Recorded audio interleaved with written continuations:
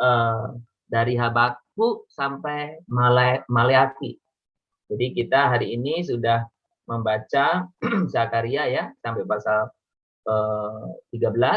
Jadi kita berapa hari lagi sudah selesai itu. 2 hari lagi ya sudah selesai kitab Perjanjian Lama dan kita akan masuk dalam kitab Perjanjian Baru.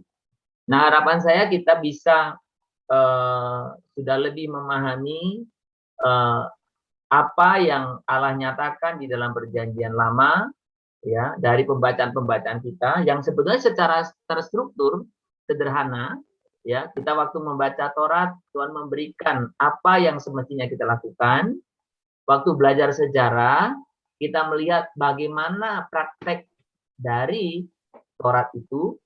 Dan ketika kita membaca kitab nabi-nabi, kita melihat bagaimana kita melihat Tuhan mengingatkan ya pelanggaran-pelanggaran dilakukan dan apa yang semestinya dilakukan ketika sudah melanggar Taurat itu. Nah, malam hari ini kita mau berbicara dari beberapa kitab yang bagian terakhir itu tentang Habakuk ya dan sampai Maleaki. Prinsip membaca Alkitab sebagai firman Allah ini sangat saya tekankan karena ada banyak orang yang semakin ke sini semakin melihat Alkitab itu sekedar seperti buku biasa. Atau ada yang melihat Alkitab itu hanya sekedar seperti buku etika. Padahal Alkitab itu firman Allah. Firman Allah itu melampaui etika. Firman Allah itu melampaui norma. Jadi ini kita yang harus pahami, maka saya selalu ingatkan kita harus membaca Alkitab dan menyadari kebenaran bahwa Alkitab itu firman Allah. Itu sehingga kita mengimaninya.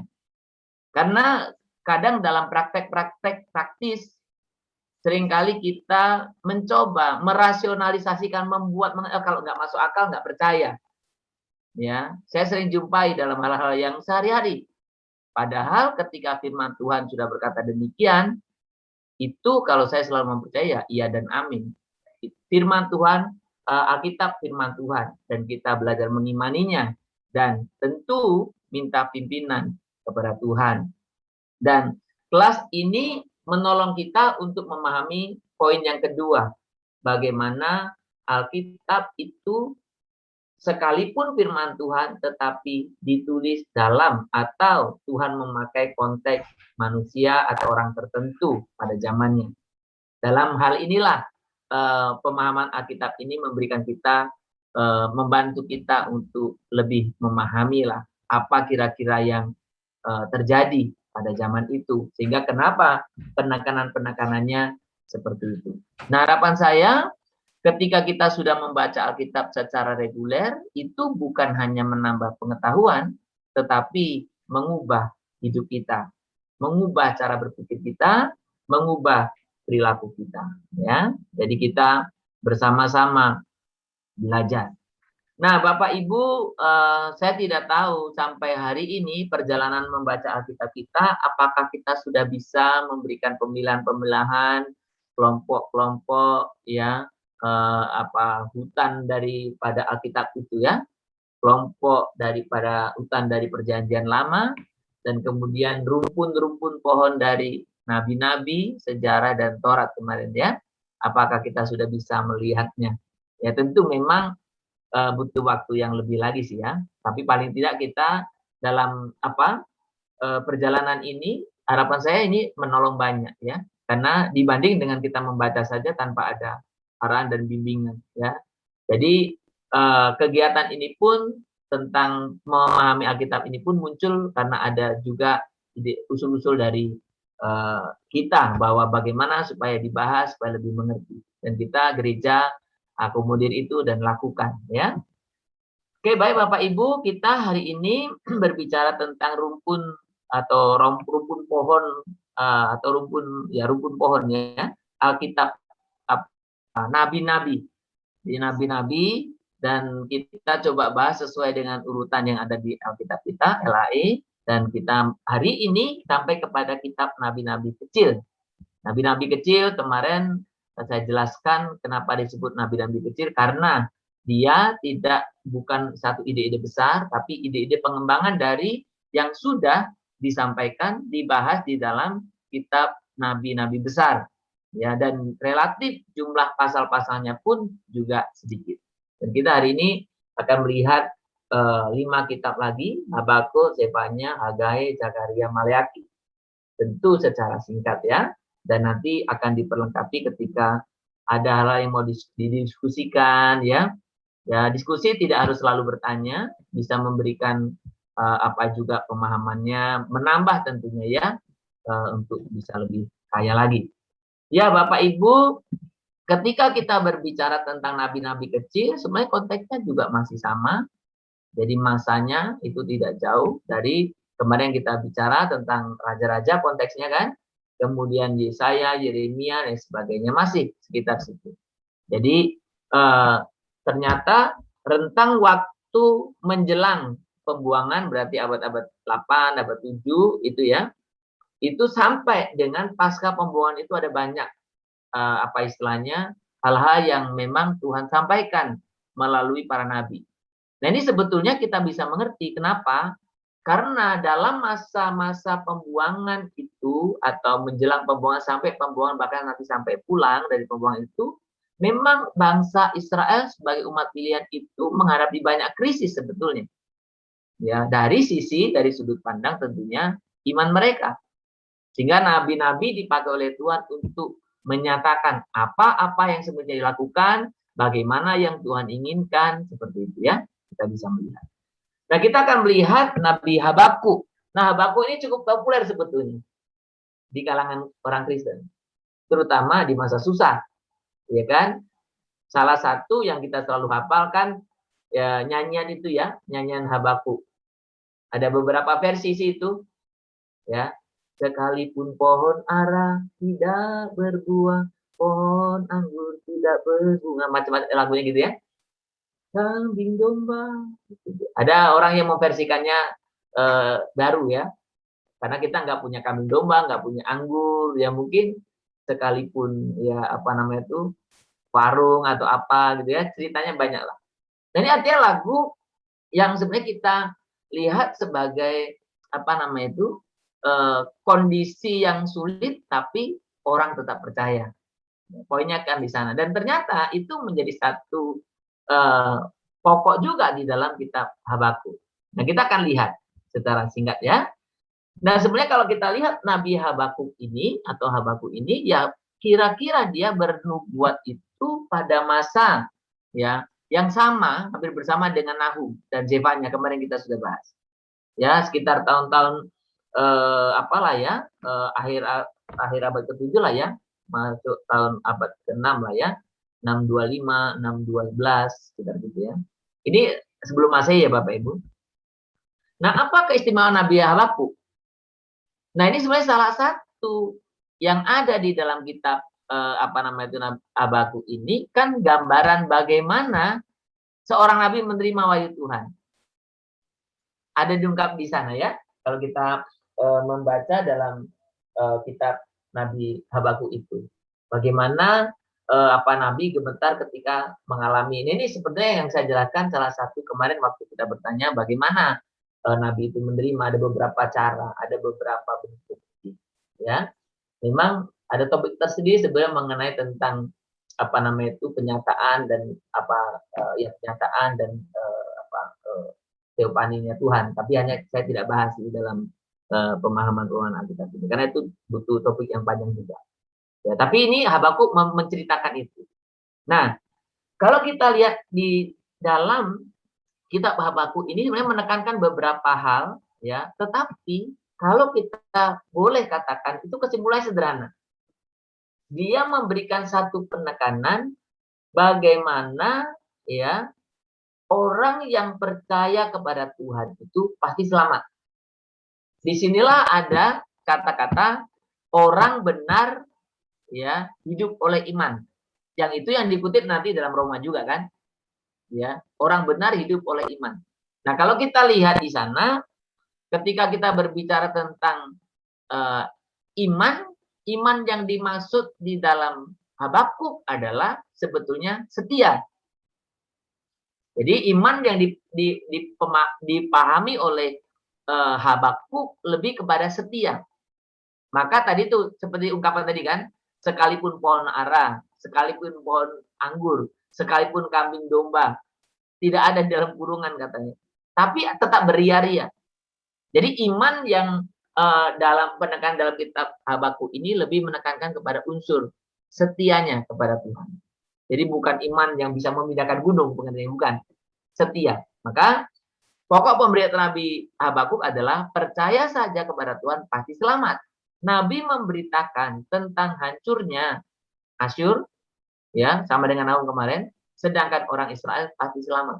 Jadi salah satu nabi yang begitu menekankan keselamatan kepada Israel, umat pilihan itu. Ya, sementara orang-orang yang menjahati atau berbuat sesuatu yang tidak bagus kepada Israel akan celaka. Nah, kalau Bapak Ibu membaca kitab Habakuk kemarin, Bapak Ibu melihatkan bagaimana Habakuk itu seperti komplain ya. Karena dia lihat kenapa orang yang tidak benar justru kayaknya makin diberkati. Tapi kenapa orang yang benar tidak? Nah, tapi dari konklusi kitab itu dikatakan bahwa orang benar itu ya akan iman itu, orang benar itu akan hidup oleh iman percayanya. Sekali lagi, percaya dalam konteks Habakuk adalah setia. Ya. Nah, kita bisa melihat secara garis besar yang kemarin kita sudah baca bersama-sama kitab Habakuk ini. Artinya alamat itu maksudnya Alkitab itu ditujukan kepada siapanya ya. Ini kita bisa melihat bagaimana Habakuk mengeluh ya karena kejahatan orang fasik ya. Orang fasik yang dimaksud di sini ya bangsa-bangsa lain satu sisi. Yang kedua ya segelintir orang Israel yang berbuat jahat tapi yang menikmati kehidupan yang bagus gitu ya. Nabi bernubuat bahwa Allah akan mendatangkan orang Kasdim. Kasdim dalam Alkitab itu mengacu kepada orang-orang seperti Amon, ya, Moab, Asyur dan sebagainya ya, Kasdim istilahnya. Lanjutan dari pasal 2 kalau kita lihat di situ. Nah, kemudian pasal 2 ayat 1 itu melihat bagaimana Nabi menantikan jawaban Tuhan karena tadi di awal kan dia mengeluh ya atau menyampaikan pandangannya atau keluhannya pada Tuhan. Nah, pasal 2 di situ 5 kali ucapan celakalah sebab orang pasti akan dihancurkan. Ya. Nabi menubuatkan kedatangan Tuhan dan yang terakhir kalau kita lihat bagaimana Mazmur yang menyatakan tentang kedatangan Tuhan dari Sinai. Nah, ini memang ada kalau kita melihat di dalam Alkitab ada beberapa tempat yang sering diangkat, salah satunya Sinai. Sinai ini menjadi satu tempat atau bukit yang penting karena di sanalah dipercayai Tuhan memberikan Torah kepada Musa. Sehingga ketika mengacu tempat itu mengacu bagaimana umat itu semestinya harus hidup dalam ketaatan. Ya, kesetiaan, iman itu tadi yang saya dengungkan berkali-kali ya. Yaitu Habakuk secara sekilas gitu ya. Kita lihat Zefanya. Jadi kalau kitab Zefanya ini juga cukup kemarin kita membaca sangat ini juga ya. Saya senang juga, sangat diberkati juga Bapak Ibu waktu mengirimkan ayat favorit ya. Jadi ada beberapa yang aktif ya, rajinnya. Amang Manulang juga rajin ya, kirim ayat favorit ya, dan ibu-ibu Sida yang lain ya, Ibu Elizabeth dan lain sebagainya. Nah, saya nggak bisa sebut satu persatu, tapi yang belum, ayo kirim ayat favoritnya ya, supaya memberkati. Karena ternyata orang lain melihat yang berbeda dari yang kita lihat. Ya, jadi ini sangat memperkaya. Saya sangat diberkati oleh Bapak Ibu yang mengirimkan ayat-ayat itu. Ya, dan saya percaya kita semua akan saling diberkati. Nah, latar belakang Zefanya kita bisa lihat dalam pasal 1 ayat 1 itu. Jadi Zefanya sepertinya dia nabi yang dari kelas tinggi lah. Dari bangsawan, seperti Yesaya. Yesaya kan kemarin saya ceritakan dia dari kalangan bangsawan. Nah, ini perhatikan Bapak Ibu, Allah itu memanggil orang pada konteksnya sebenarnya. Jadi kalau Yesaya kemarin kita bicara karena dia bangsawan yang negur bangsawan. Ya kan? Ya sekalipun Amos, sekalipun dari domba dia negur bangsawan juga, tapi efektif kan lebih si Yesaya ya, karena memang di situ. Jadi ada gitu juga sih. Nah, masa kerja Nabi Yesaya sepertinya sekitar 630 sampai 621. Di mana Yerusalem, yaitu masa pemerintahan Yosia. Nah, memang tidak semua secara merata ya kalau kita lihat di dalam masa-masa itu yang dimuat dalam Alkitab. Masa-masa yang krusial sangat dimuat, salah satunya Yosia. Yosia sebetulnya melakukan banyak terobosan ya, diantaranya sekalipun dia masih muda, Yosia itu mengadakan reformasi. Ya, kita bisa melihat kemarin kan waktu kita membahas raja-raja kan, jadi mengadakan reformasi. Tetapi reformasi yang secara dampaknya juga tidak tahan lama. Makanya nabi-nabi di sana banyak juga diutus. Ada kemungkinan pada masa Nabi Yesaya reformasi Usia belum terjadi karena itu sinkretisme masih merajalela. Kalau kita lihat dalam pasal 1 itu sebagai satu bukti bahwa sinkretisme itu maksudnya menyembah kepada dewa-dewa lain selain Allah. Jadi orang masih terganggu. Orang Israel sering atau mudah tergoda untuk menyembah berhala. Itu salah satu penyakit. Nah, kita melihat di sini Zefanya memiliki kesamaan dengan nabi-nabi sebelumnya. Amos, mamanya Yesaya, ya. Mengenai apa? Mengenai konsep hari Tuhan sebagai hari gelap atau penghukuman dan bukan sukacita. Nanti di kitab yang berikutnya juga ada. Jadi seperti yang saya katakan kemarin Bapak Ibu, pandangan yang lama atau pandangan tradisinya orang Israel itu memahami hari Tuhan itu, Yom Yahweh itu hari yang sukacita bagi mereka. Karena mereka umat pilihan. Jadi mereka beranggapan, oh hari sukacita. Nanti kalau hari Tuhan pasti kita akan mendapatkan anugerah. Sementara perilaku mereka sebetulnya tidak mencerminkan itu. Maka nabi-nabi mengingatkan, hati-hati. Hari Tuhan itu bukan hari sukacita bagi kita yang tidak taat. Hari Tuhan itu justru hari penghukuman. Nah, itu satu peringatan yang terus didengungkan oleh para nabi secara konsisten. Bahwa kita betul-betul harus mempersiapkan diri menyambut hari Tuhan. Ya. Nah, pokok pengajarannya ada beberapa sebetulnya. Yang pertama, yang ditekankan di dalam kitab Zefanya adalah bagaimana memahami Allah seluruh bangsa. Nah, ini tentu kalau dalam perjanjian lama kan tidak seperti pemahaman kita sekarang ya. Jadi mereka dulu memahami itu Allah lokal kan, seperti yang saya kemarin jelaskan. Allah lokal itu artinya Israel ya Allahnya Israel. Itu Allah Israel berarti akan menghukum di luar. Kayak itu miliknya lah gitu ya. Jadi orang lain akan dihukum lah gitu. Sementara Nabi mengingatkan, enggak, Allah itu Allah alam semesta, seluruh bangsa. Ya. Nah, itu apa dampaknya? Selain Allah berarti mengasihi semua bangsa, berarti apa yang Allah lakukan terhadap bangsa lain, Filistin, hancurkan, Moab, hancurkan, kemudian orang-orang Ethiopia, orang Asyur hancur, karena tidak mentaati Allah, itu juga akan terjadi kepada siapa? Orang Israel yang tidak mentaati Allah. Jadi pemahaman Allah seluruh bangsa itu mengandung arti dua ya. Berarti Allah mengasihi bangsa lain juga, tapi berarti kalau Allah menghukum bangsa lain, Allah juga menghukum umat pilihannya. Jadi adil maksudnya. Yang kedua, yang sangat ditekankan seperti yang saya bilang tadi tentang hari Tuhan. Hari Tuhan sebagai hari kegelapan, hari pembinasaan. Bagi tentu yang tidak taat ya, bukan hari yang penuh kemenangan, sukacita, dan berkat yang dipahami oleh orang Israel selama ini, terlepas apa perilakunya. Ya kan? Jadi ini satu, kalau kita membaca kitab Nabi-Nabi ini juga menyadarkan kita ya. Kadang kita orang Kristen gitu ya, oh saya pasti selamat, tapi perilakunya nggak memperlihatkan keselamatan itu. Ini yang menjadi autokritik juga buat kita, orang Kristen. Ya.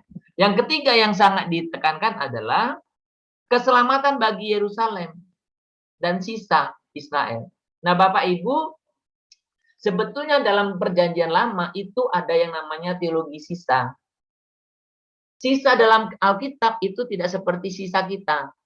Kalau sisa kita kan konotasinya negatif ya. Sisa berarti bekas ya. Tapi sisa dalam Alkitab ini pengertiannya orang yang tinggal tetap setia. Jadi orang-orang yang setia. Jadi makanya keselamatan bagi Yerusalem dan sisa Israel. Sisa itu orang yang setia. Orang yang terus setia kepada Tuhan itulah. Jadi mereka yang akan mendapatkan keselamatan. Mereka yang akan mendapatkan anugerah. Mereka yang mendapatkan berkat tadi. Sisa. Nah, namanya sisa lebih banyak atau lebih sedikit?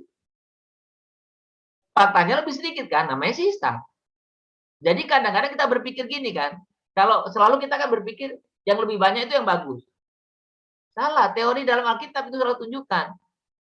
PB juga sama nanti kita waktu belajar PB. Orang setia itu jadinya tinggal sedikit. Jadi setia tidak bisa diukur banyak. Oh, kalau banyak saya ikut yang banyak lah. Enggak. Setia itu biasanya sisa itu sedikit. Jadi makanya mengingatkan kita untuk melakukan hidup dalam kebenaran itu, ya kita lakukan. Terlepas sedikit atau banyak orang yang bersama dengan kita. Jadi kebenaran itu sesuatu hal yang harus kita kerjakan, lakukan. Inilah yang ditunjukkan dalam Alkitab itu sisa. Jadi orang-orang yang setia kepada Tuhan ya. Nah, secara garis besar kita bisa lihat bagaimana kitab Zefanya pasal 1 memang setiap Alkitab ya gitu ya. Kitab-kitab Nabi itu atau nanti di PB juga sama. Di pasal 1 ayat 1 itu menunjukkan kepada siapa ya, dari siapa gitu ya. Pasal 1 ayat 2 dan sampai 18 itu mengenai datangnya hari Tuhan. Pasal 2 kalau kita lihat 1 dan 3 itu seruan agar Yehuda bertobat. Kemudian 4 sampai 15 itu nubuat tentang hukuman yang akan datang daripada bangsa-bangsa tadi, Filistin, Moab, Kusi, Ethiopia, Asyur ya. Kemudian pasal 3 1 sampai 4 itu berita penghukuman yang akan datang atas para pemimpin Yerusalem. Nah, ini sama dengan kemarin, perhatikan waktu kita membahas Mika ya. Mika salah satu penekanannya adalah kan pemimpin. Nah, ternyata di Zefanya disinggung lagi. Kalau kemarin kita membaca dia. Jadi karena salah satu yang semestinya menjadi satu contoh adalah orang-orang yang memimpin. Ya, memimpin itu kalau dari dalam Israel juga ada secara formal. Ya, apakah memimpin secara politik termasuk memimpin secara keagamaan. Jadi kita dalam aplikasi sekarang sebenarnya pemimpin ya ada secara formal, ada informal. Jadi ketika kita itu istilahnya mempengaruhi banyak orang, kita harus lebih benar gitu. Karena kalau tidak, ya lebih besar tanggung jawab kita. Ya, apalagi yang secara formal memimpin kan. Berita hukuman atas bangsa Israel dan bangsa-bangsa lain. Nah, di sini tadi karena yang penekanannya apa kan? Tuhan itu Tuhan semua bangsa. Jadi hukuman berlaku untuk bangsa lain dan juga termasuk bangsa Israel atau Yehuda. Di situ ya, kita bisa melihat. Nah, bagian terakhir, bagaimana Tuhan akan menyelamatkan Yerusalem dan sisa Israel. Tadi sisa. Ya. Jadi sisa saya arti orang yang setia. Nah, itu kira-kira Zefanya ya. Zefanya. Yang berikutnya kita akan lihat Hagai. Nah, ini kalau tadi kita Habakuk itu biasanya muncul ketika kita berbicara krisis, sekalipun pohon ara tidak itu tadi ya. Nah, Hagai biasanya muncul, kapan Hagai banyak muncul di gereja? Kapan? Ketika gereja mau bangun gereja. Jadi ternyata di gereja itu ada kitab-kitab favorit itu. Ya, kalau nggak bangun apa-apa, Hagai jarang dikhotbahkan. Tapi nanti kalau udah mau bangun gereja, apalagi proposal. Saya berapa kali kalau baca proposal, pasti kutip Hagai. Jadi Hagai ini ternyata kitab pembangunan. Kitab pembangunan. Kalau ada mau bangun, Hagai muncul. Ya. Dan kitab-kitab lain lah ya. Nah, dari isinya sebetulnya kita bisa melihat bahwa Hagai kemungkinan atau dari isinya, saya pakai istilah kemungkinan ya, karena kita lihat dari isinya kan. Jadi isinya kan memuat tentang pembangunan kembali Bait Allah. Jadi berarti Ini tidak jauh dari masalah siapa? Ezra Nehemia ya. Karena Ezra Nehemia kan juga membangun Bait Allah. Ya. Bisa sesudah itu karena ternyata pembangunan itu terbengkalai. Kalau kita melihat cerita atau kisah dalam Hagai itu kan pembangunan Bait Allah itu sudah dimulai tapi nggak diteruskan. Makanya tinggal reruntuhan istilahnya. Nggak sampai selesai. Nah, makanya dia Hagai menyerukan. Nah, apa rupanya yang terjadi di sana? Bangsa Israel sedang mengalami kesulitan ekonomi. Jadi Bapak Ibu bisa membayangkan sebenarnya secara sederhana dari pembuangan, sekalipun di pembuangan mereka bukan orang-orang yang diperbudak ya, beda ya dengan di Mesir ya. Sekalipun di pembuangan di Babel atau di Persia nantinya itu kan, mereka cukup mapan, tapi ketika pulang kan nggak semua juga barang bisa dibawa. Ya, tentu kan beda dengan zaman sekarang ya. Zaman sekarang uangnya bisa dipakai bank. Dulu kan nggak, benda. Jadi nggak bisa semua dibawa. Nah, berjalannya waktu, ya habis dong stoknya. Jadi secara ekonomi mereka mengalami kesulitan. Nah, ini coba nanti lihat ya, ada cara lihat yang berbeda antara umat Israel dengan cara pandang Allah yang disampaikan melalui Nabi. Nah, orang Israel melihat ini ada kesulitan ekonomi, ya kan? Apa yang terjadi kalau kesulitan ekonomi? Umpamanya Bapak Ibu sekarang kita mengalami kesulitan. Pas kita sedang bangun, kira-kira gimana? Bapak Ibu apakah mau kasih persembahan untuk bangun gereja? Makan aja susah, Pak, bangun gereja. Realistis ya? Ini cara pandang umum. Ini juga cara pandang umat Israel.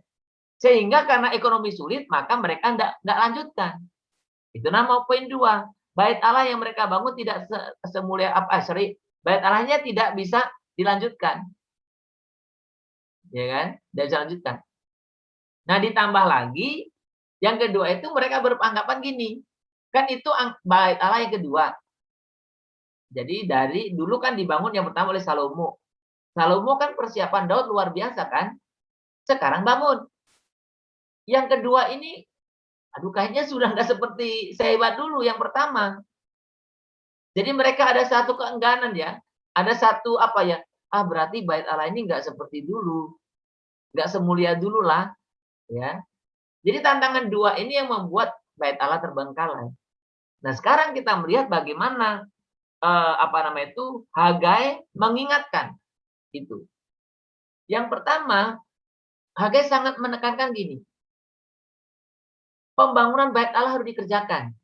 Karena pembangunan bait Allah itu mereka pahami sebagai lambang kehadiran Allah di tengah-tengah Israel. Lambang kehadiran Allah. Lalu apa yang ditegur oleh apa namanya itu? Sorry ya. Oke. Yang diingatkan oleh apa namanya Hagai.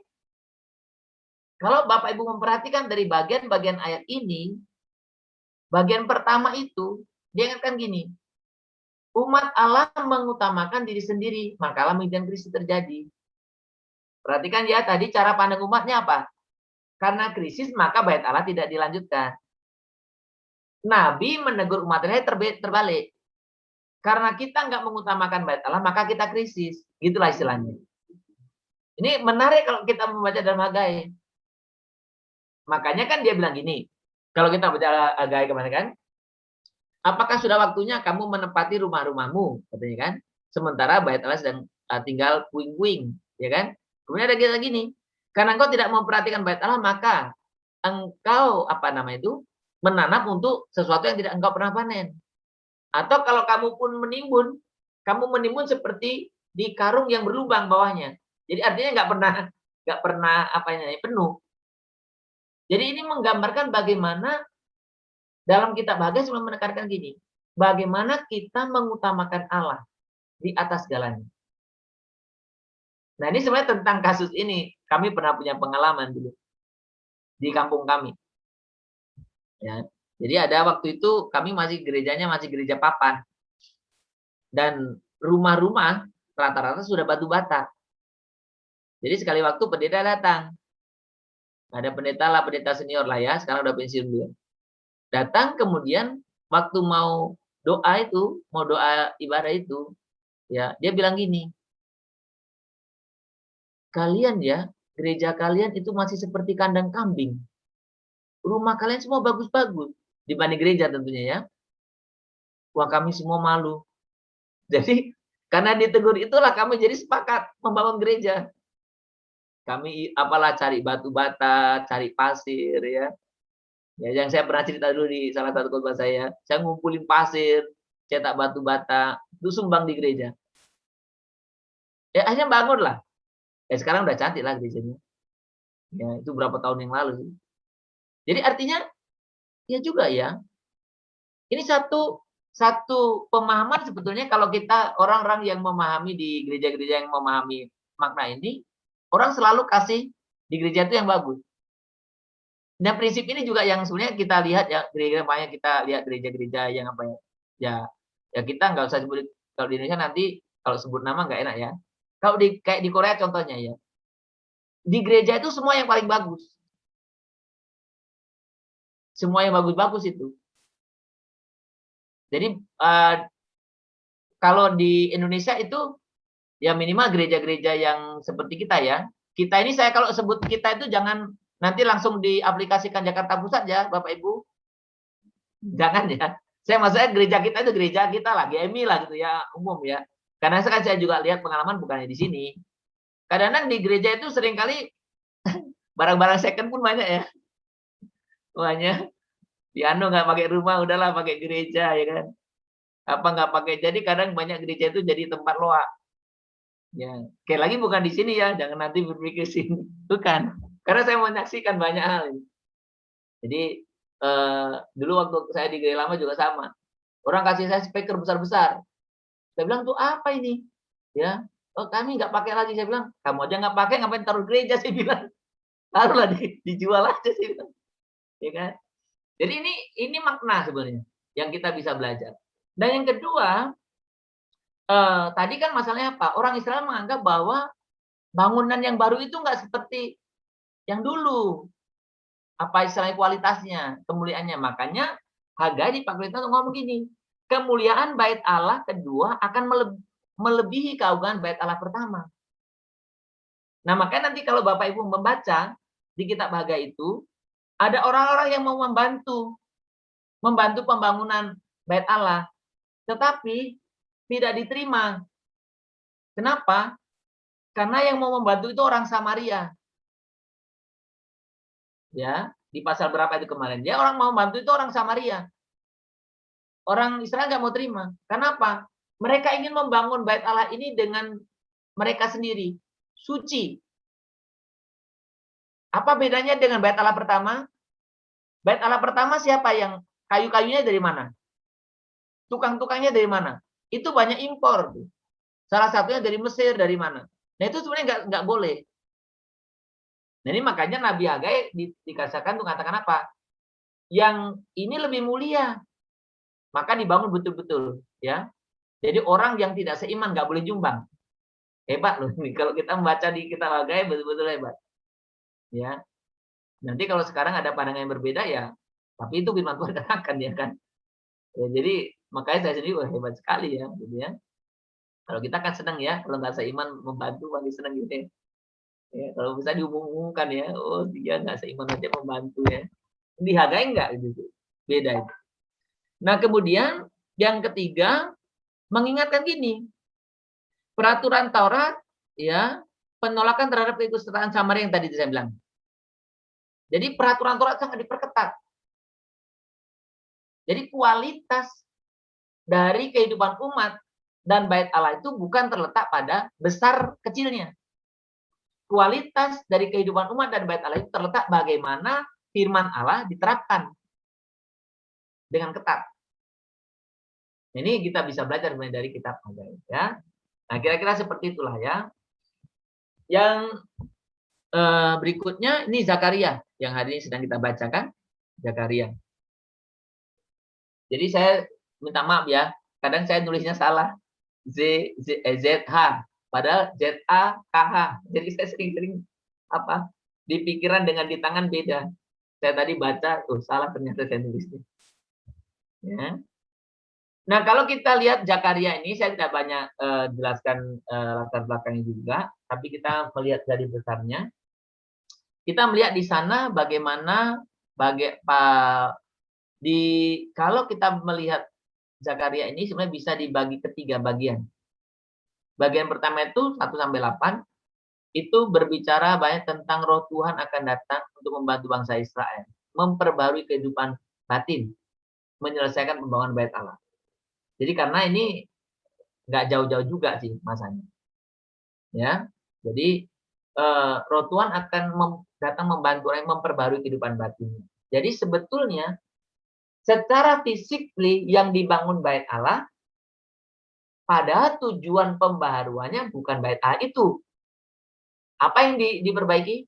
Di dalam diri, batin, ya. Jadi ketika suatu ketika gini, ada cerita menarik. Suatu ketika ada pos baru. Kemudian baru pos, kita berapa orang lah waktu itu. Pengen bangun Bait Allah, pengen bangun gereja. Saya bilang, kalau baru nggak usah lah bangun. Karena kalau bangun itu sering kali ada konflik. Betul kan? Membangun gereja, membangun apa saja di mana saja selalu ada konflik. Padahal sebenarnya membangun gereja itu tujuannya membangun iman. Makanya saya bilang, mulailah bangun imannya dulu lah, kuat dulu lah. Ya, udah banyak orang. Makanya saya termasuk orang yang berpikir orang lebih penting daripada bangunan. Jadi kalau orang banyak berarti bangunan akan tercukupi. Tapi faktanya kan banyak bangunan tapi nggak ada orang kan. Jadi makanya ini satu hal yang diajarkan dari kitab Zakaria ini. Bait Allah itu penting. Tapi sebenarnya ketika membangun bait Allah itu yang Allah ingin bangun bukan gedungnya itu, tapi manusianya, ya kan? Nah, bagian kedua, Tuhan akan mengakhiri kekuasaan musuh-musuh umat Allah. Nah, memang di dalam setiap masa selalu ada yang memusuhi Israel ini dalam setiap masa. Termasuk kan sebelum pembangunan sudah jelas ya, ada Asyur, ya dulu Mesir, Asyur, kemudian Babel, ya kan, Persia, Media. Setelah pembuangan, setelah pulang, kan ada juga itu masa Nehemia, waktu Nehemia membangun tembok kan ceritanya sangat ngeri ya. Tangan kanan pegang pedang, pokoknya satu tangan pegang pedang, satu tangan pegang untuk nukang. Bayangkanlah bangun sampai begitu gentingnya. Bangun sambil perang. Nah, sehingga Zakaria ini menekankan Tuhan akan bekerja itu. Gitu. Dan kita lihat bagaimana umat Israel masa Nehemia juga begitu semangat ya membangun itu. Nah, yang ketiga, Tuhan menetapkan Yerusalem sebagai pusat kerajaan Tuhan dan akan menjadi kota di mana bangsa-bangsa akan datang menyembah Tuhan. Nah, ini yang juga dimuat dalam Yesaya kemarin. Ya kan? Yesaya bagian terakhir itu dimuat gitu kan. Bagaimana Yerusalem akan menjadi pusat. Nah, ini banyak tafsiran Bapak Ibu sebetulnya. Ya. Bagaimana menggambarkan Yerusalem ini menjadi pusat. Dan sebetulnya secara fakta sejarah paling tidak ada 3 agama besar yang bertalian dengan Yerusalem. Ya kan? Yahudi pasti. Kemudian siapa? Kristen dan Muslim. Ini 3 agama besar kan punya kaitan dengan Yerusalem. Sekarang pun. Dan jadi makanya apa yang dikatakan Alkitab itu sebetulnya nubuatannya juga nanti akan menjadi apa istilahnya pusat penyembahan. Ini yang kita bisa lihat di dalam Zakaria. Oke, yang terakhir. Zakaria kurang populer ya sepertinya ya. Tapi kalau Maleakhi ini kitab yang populer. Kalau tadi Hagai kita pembangunan kan, Maleakhi kita apa? Kita perpuluhan ya. Makanya asal ngomong perpuluhan berarti muncul Maleakhi. Makanya biasanya orang kalau yang apa di apa itu selalu ditulis itu di kotak perpuluhan itu Maleakhi. Jadi orang banyak trauma baca Maleakhi ya. Karena Maleakhi aduh langsung diingatkan perpuluhan ya. Itulah kita ya punya menggelari kitab-kitab ini dengan apa kita ya. Nah, padahal yang di Maleakhi ini ada hal yang juga yang menarik selain itu sih. Ya, bukan hanya fokus persembahan persepuluhan saja. Nah, kalau kita lihat Maleakhi ini sebetulnya apa ya? Bisa dikatakan karena Maleakhi ini Malaki ini sebenarnya kalau diterjemahkan apa? Utusanku. Jadi bisa bukan mengacu kepada nama sebenarnya, bisa bukan mengacu kepada nama, tapi mengacu pada personal, utusanku. Siapa dia? Nggak tahu lah, anonim bisa gitu. Tapi ditulis dalam kitab kita Maleakhi. Maleakhi itu dari Malaki. Malaki itu utusanku kalau kita terjemahkan, ya. Maleakhi bernubuat sekitar tahun 450. Jadi artinya ya masa-masa tadi ya hampir berbarengan dengan yang kita bahas sebelumnya ya. Nah, karena masih terlihat adanya masalah kawin campur. Jadi salah satu yang sangat menjadi perhatian Maleakhi sebetulnya masalah kawin campur. Kawin campur itu maksudnya orang Israel nikah dengan orang di luar Israel.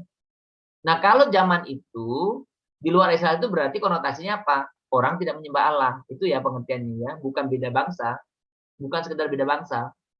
Ya, tapi menikah dengan orang yang tidak seiman lah poinnya gitu. Maka kalau Bapak Ibu membaca itu di situ banyak ditentang. Ya. Termasuk kasus-kasus perceraian. Ya kan? Ada banyak kan di Maleakhi itu. Maka saya juga sering pakai Maleakhi untuk khotbah di pernikahan. Karena di situ sangat tegas, Allah membenci perceraian. Karena rupanya ada banyak yang terjadi di kalangan orang-orang itu. Ya, jadi ini perkawinan campur menjadi satu masalah. Ya. Nah, kalau kita lihat di dalam Maleakhi itu sepertinya umat Allah mengalami keraguan.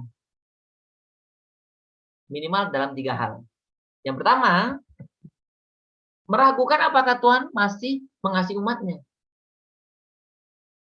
Ini Bapak Ibu bisa baca dalam pasal 1, pasal 2 itu ya. Di satu pertanyaan ya, Tuhan masih mengasihi umatnya atau tidak? Karena umat Israel itu dibuang ya, dari Mesir dulu diambil, di padang gurun ada banyak meninggal juga, kemudian waktu dari kerajaan kemudian pecah, kemudian dibuang, dan ketika pulang pun nggak gampang, selalu ada masalah. Nah, umat Israel, apakah Tuhan masih mengasihi umatnya ya? Atau sudah selesai kemarin dibuang itu? Ini pertanyaan ini muncul lagi. Pertanyaan yang serupa pada waktu masa pembuangan kemarin, yang Yeremia. Ya, waktu Yeremia kan saya jelaskan itu ya. Dan yang kedua, ada keraguan gini. Kok orang jahat sepertinya lebih berhasil daripada orang benar, orang saleh. Nah, ini bagian ini saya sangat senang. Sering saya kutip itu. Buat nanti tiba waktunya orang akan melihat mana yang orang benar, mana yang salah. Kasarnya gitulah di dalam bagian ini kan. Memang ketika kita di dunia kadang-kadang kita susah membedakan ya. Mana sih yang benar, mana sih yang tidak. Kayaknya sama-sama aja ya. Kayaknya yang licin-licin malah lancar ya. Yang nggak benar itu, kayaknya bagus ya. Kalau yang benar malah dibilang bodoh ya. Kurang berhikmat ya. Yang cerdik-cerdik gitu. Tapi Tuhan nyatakan dengan tegas. Suatu ketika nanti kamu akan lihat bedanya orang yang sungguh-sungguh di hadapan Tuhan dan tidak. Dan ini makanya Maleakhi menjadi Alkitab juga yang bagi saya sendiri saya sering baca kitab ini. Bukan menyangkut perpuluhan saja. Bukan. Karena ada banyak hal yang justru ditekankan lebih dari itu, ya. Nah, yang ketiga, ya, umat meragukan. Emang benernya ada penghakiman orang fasik? Karena faktanya tadi yang dilihat, kayaknya orang fasik makin hebat-hebat aja ya. Ya, kalau di dalam film-film yang versi tetangga kita kan ada itu apa namanya itu? Apa sih namanya? Azab ya. Orang bohong langsung kena ini ya kan. Orang korupsi langsung ini ya. Tapi di dalam dunia nyata kan orang korupsi aman-aman aja ya. Orang bohong macam-macam aman-aman juga. Makanya umat Allah menanyakan ini. Tentu dalam konteks waktu itu adalah bagaimana orang-orang yang tidak benar. Siapa sih yang tidak benar itu? Ternyata salah satunya juga para pemimpin mereka. Bukan bukan hanya semua orang di luar Israel, para pemimpin mereka juga. Maka dia tanya, benar nggak? Maka ada keraguan itu. Nah ini yang ada di dalam Maleakhi. Makanya mereka memberikan jawaban. Enggak. Ya, utusan Tuhan itu memberikan jawaban. Enggak. Tetap ada bedanya. Ada masa yang nanti kamu bisa lihat itu. Nah, salah satu memang yang ditekankan di dalam Maleakhi itu tentang bagaimana pelanggaran Taurat menyebabkan Israel mengalami bencana. Jadi makanya Tuhan mengingatkan supaya Torah atau apa namanya itu betul-betul dijalankan, ya. Jadi ada janji-janji Allah, ya, yang memang apa istilahnya ya? Ya kalau kamu taat, kamu gini, itu kan janji bersyarat istilahnya.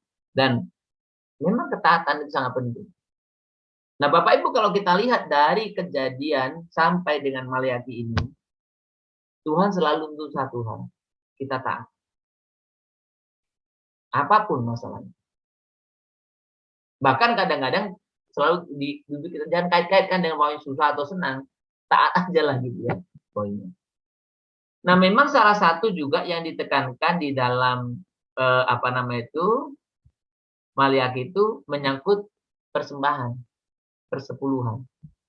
Jadi dalam Maleakhi makna persembahan, persepuluhan bukanlah untuk memperoleh kelimpahan, melainkan sebagai ketaatan. Nah, banyak orang mengutip Maleakhi tapi dengan makna yang lain. Ya.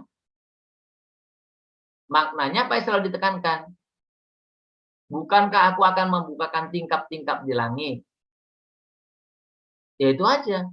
Jadi kalau kita memberi dengan mana supaya ditingkap-tingkap di langit tuh sebenarnya kita serahkan juga. Ya. Selfish kita. Mementingkan diri sendiri kan? Atau ada orang yang memberi dengan harapan apa?